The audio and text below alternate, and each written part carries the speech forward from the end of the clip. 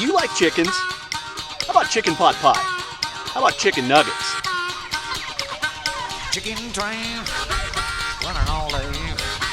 Chicken train, running all day.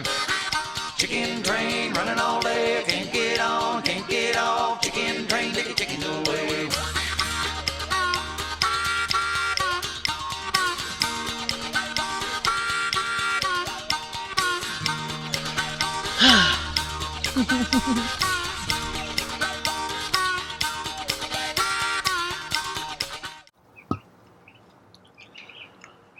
Hey everybody, Wyoming James checking in another day on the Urban Micro Farm. So, first night in the brooder for these little turkey birds, and they seem to be doing well.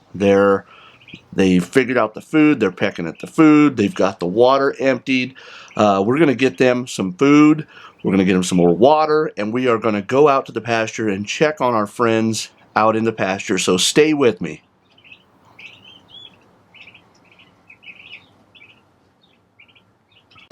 Alright, so we have made it out to the pasture here. We're going to check on our little friends, see how they're doing. Hey birds. Hey birds. Look like they're doing good. Look like we're about half full on the water. I'll bet you they've got all the food eaten. Looking good in here. I can't see a level on that water, but that's okay. We'll be in there. Hey birds. That one looks about half full as well. So I have to get these birds fed, have to get the waters topped off if need be, and then we will we'll be on with our day. Now, something real quick I want to show you. That's where I kind of screwed myself over here, because that's where the feed gets refilled, is right there. So that's about 70 yards away from the chicken tractors, because I don't even know why, because we put that feed out here, and I haven't explained those barrels yet, but what we did is we bought a pallet of feed, and by buying a pallet of feed we saved quite a bit of money buying it a pallet at a time, and we had nowhere to store it when it was palletized, so we broke it down and cut the tops out of these barrels and put it in these barrels and stored it out here on the pasture. So now I get to walk over there to fill these feed buckets. So we're going to do that, and we will check right back in with you shortly. Stand by.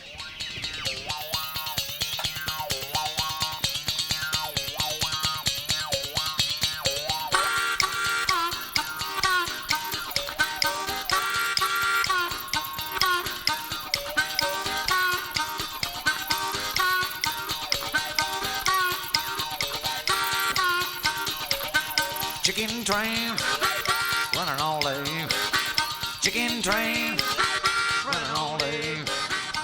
Okay, so it is mid-afternoon, late afternoon actually. I just got off work, and we have the full-scale brooder set up here for our little turkey friends, and they seem to be enjoying this. Look at them run around, kind of exploring. So what I did is I set up the heat lamps about where that small brooder box was, and I've got the lamps. Now what I'm going to have to do here is I'm going to have to monitor this for just a little bit, so that I can get the temperature up there to that 95 to 100 degrees underneath those lamps. The idea there is they can go over there, get warm under those lamps, and then if they need to change their body heat or lower their body heat, they can come away from the lamps, and they have plenty of room to do that. Now, with only 10 birds in this great big brooder, we should be able to keep ahead of these shavings, so that it doesn't require near as much maintenance as it did with the chicks in here. So let's just see, those lamps have been at that level for about, I don't know, probably about 10 minutes now. Let me try not to squish any of these little guys, and let's just see what.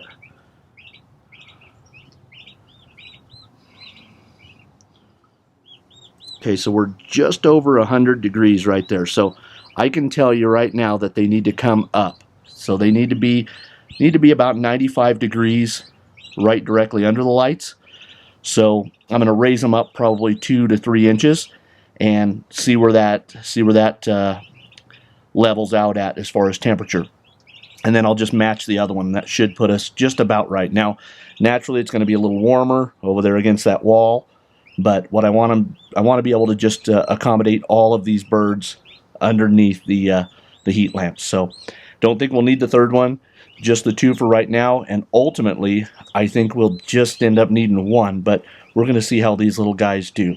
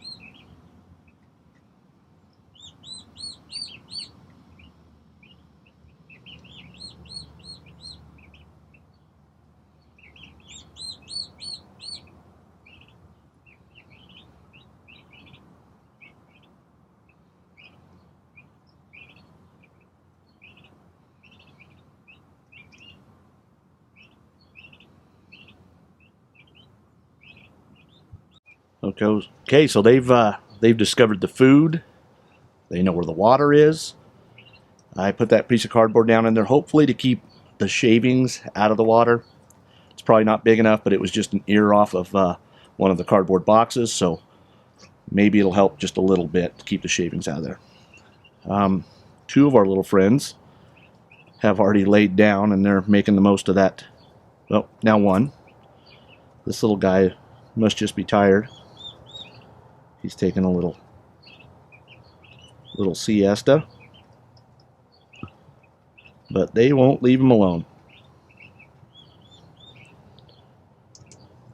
Okay, so we have to put up the fence here, and we're going to leave these little guys alone, and we're going to head out to the pasture where the chickens are, and we're going to see how they're doing. And then we've got to head up to the rodeo again, so stand by.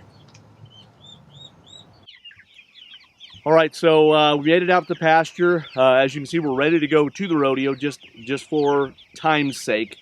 We had to put our rodeo shirts on, our hats. I don't know if you noticed or not, but they have these like matching shirts. So Mason and I wear these matching shirts every night. So all of the hired crew gets these shirts, and then we get in them. But I got to show you something. This is funny because these shirts are all donated by Cinch, which is a great thing, right? So that's part of the way they sell you on working the rodeo is like, hey, you get like $300 worth of Cinch shirts. Well, that's true, but they're seconds, right? I'm ironing my shirt, and look at that. So anyway, so I'm wearing my shirt with the hole already in it. Normally, I make fun of people who wear the pants with the rips and tears already in them, but I got the shirt. Never mind all that. So beautiful, beautiful day on the pasture. We got a little bit of the breeze coming in from the northeast. We got a thunderstorm a little bit ago, a little bit of hail, a little bit of rain.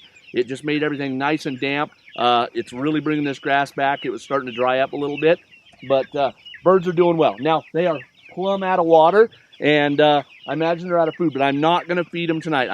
We're going to get on the program where we're not feeding them 24 hours a day. We're only going to give them food 12 hours a day, and that's it. So I'm going to get the waters. We're going to get the waters pulled out of here, get them filled. Also, because of the wet ground, I'm not going to move the tractors right now. We'll move them tomorrow morning or tomorrow afternoon, depending on what it looks like. So let's get these waters moved. Okay, so we got everybody watered. This one over here, the farthest east tractor, was completely out of water.